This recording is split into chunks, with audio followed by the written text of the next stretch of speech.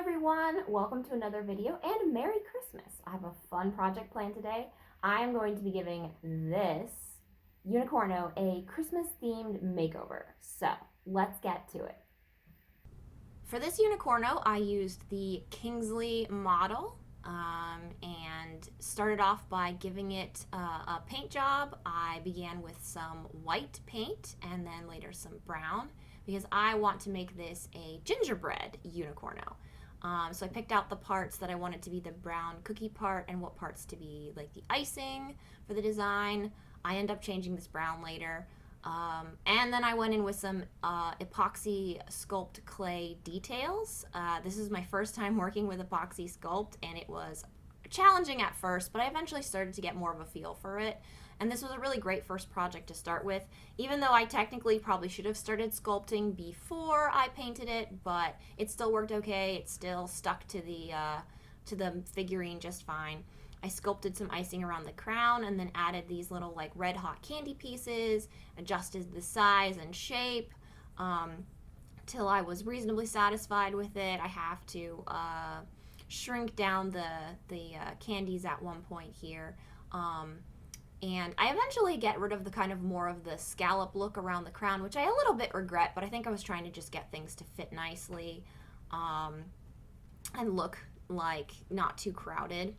And the next thing I did was sculpt around the legs, and I started higher up, but then moved down to closer around the hoof and just wanted to create those like curvy icing shapes that, you know, gingerbread men often have. This was tricky because the clay wanted to keep scooting around, but I figured it out. And then I continued to go back and work on the gems in the crown and getting the edging right, and then scraping up as much of the little leftover crumbs so that they wouldn't harden onto the piece. There's a lot of sculpting detail, kind of a lot of finicking, fiddling, trying to get the shapes just right, trying to keep some of the ridges in. I sculpted a little like medallion necklace collar area, I guess. I put the medallion in first, which I kind of regretted that. I realized I should have added the little icing collar piece first and then put the centerpiece on, but I kind of figured it out. I made it work.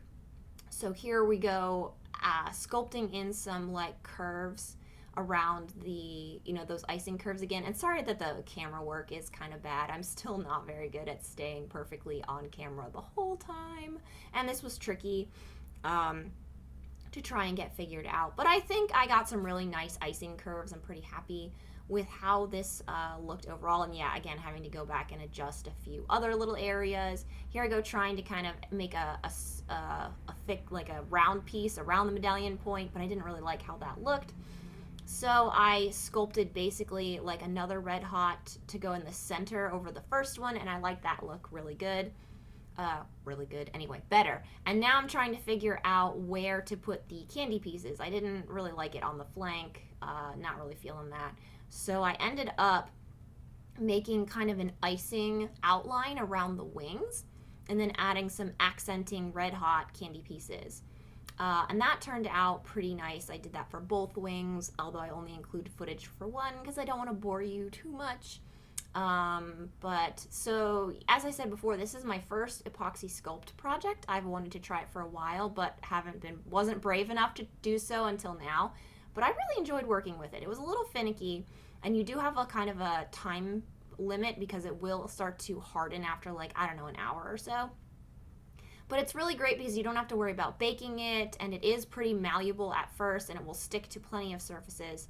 So I was quite content with the results, and I really enjoyed kind of getting more familiar with it. I should also mention you're supposed to use gloves when you mix it, and possibly also when you work with it. I wore gloves when I mixed it, as you might have noticed earlier. But then when I actually started sculpting it, I just used my bare hands. Probably, maybe shouldn't do that in the future, but so far I haven't noticed too many like skin irritation issues. But that is something to keep in mind if you do use epoxy sculpt, to kind of be careful for that. So yeah, working on the wing continued the icing, and here we are finished with the sculpting details. I added a little sculpture icing around the tail outline to kind of bring that shape out. I added detailing around the back hoofs and kind of adjusted all the pieces until I was happy. And now we can move to decorating, the fun part. So first thing I had to do was paint all the gray icing pieces white, which took forever because the gray epoxy is quite opaque and the icing is, or the white paint was quite translucent. And so I did a lot of that off camera because I didn't want to bore you. And I was really antsy to move on, but eventually I got there. I finally got everything all covered up and looking nice enough. And then and there's plenty of mess ups. Yep, gotta clean that up. Yep, no. Okay, there we go. Looking better. And then began the saga of the red, the perfect red for the red hot candy pieces. I started off with a mixture of like red and pink, which was pretty, but wasn't quite right. I went ahead and filled in all the pieces in that color, hoping I would like it better, but I really was not feeling it. It just wasn't quite the right shade of red.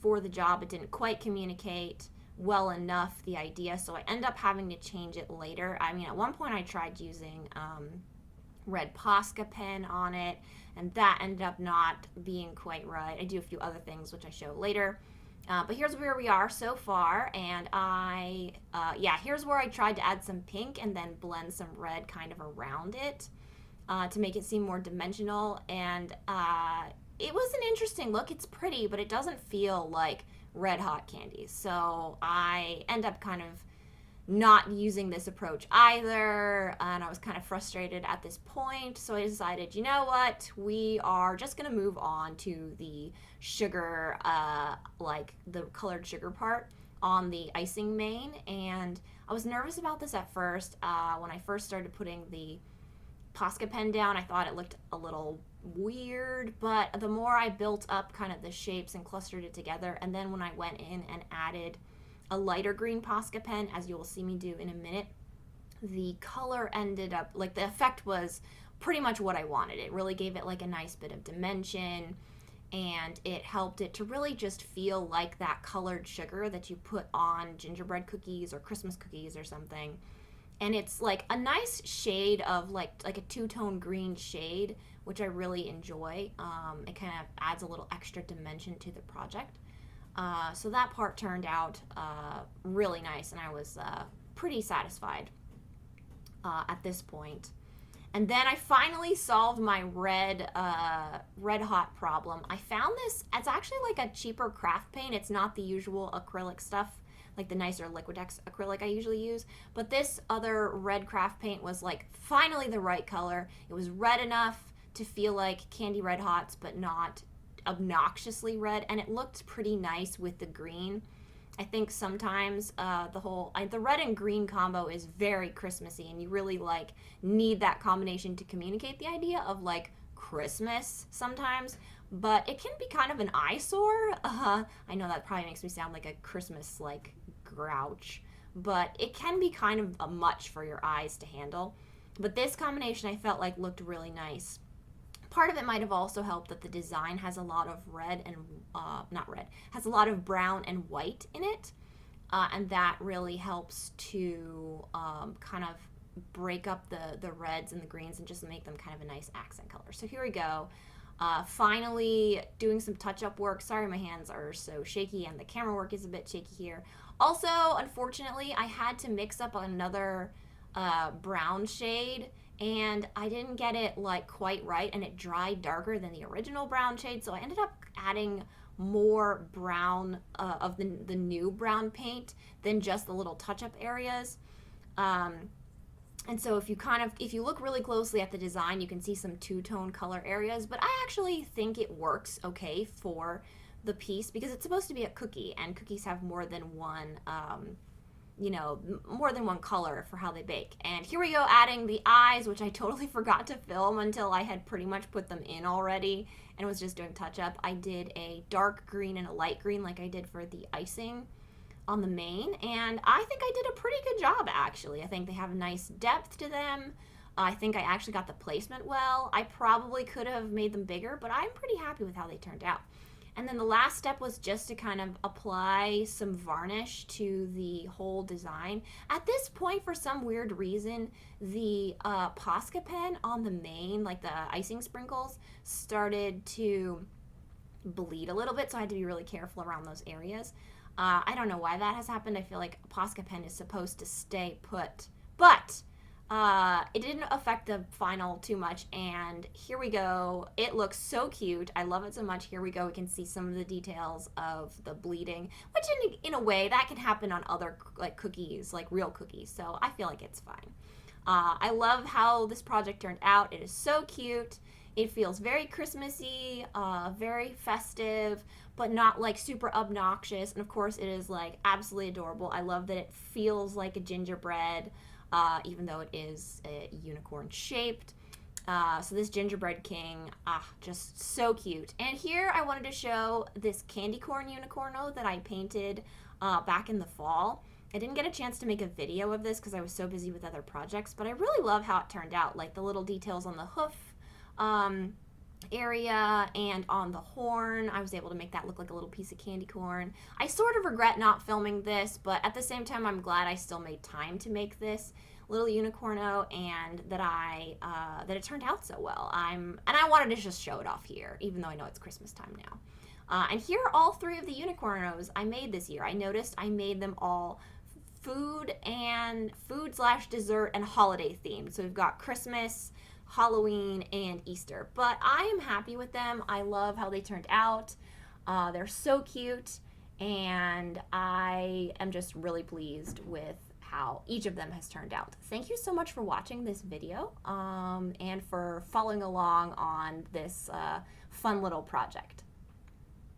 Hey everyone, I just wanted to pop back on real quick and say thank you so much for following my YouTube adventures this year. This has been such an interesting, fun experience for me, you know, starting a YouTube channel, coming up with projects to put on it, trying new things out. I've had a lot of fun. There's been plenty of stress too, but I really enjoyed it. And I just wanted to say thank you so much for those of you who have subscribed to my channel, left comments and encouragement, and watched my videos. Thank you a lot. It really means so much. And I am really excited to keep doing this. I've really enjoyed making YouTube videos, and I'm already thinking about kind of what I would like to do in the future, what I would like the channel to be. So yeah, I'm excited for next year. This will be my last video of 2021, obviously, but look forward to new content coming soon.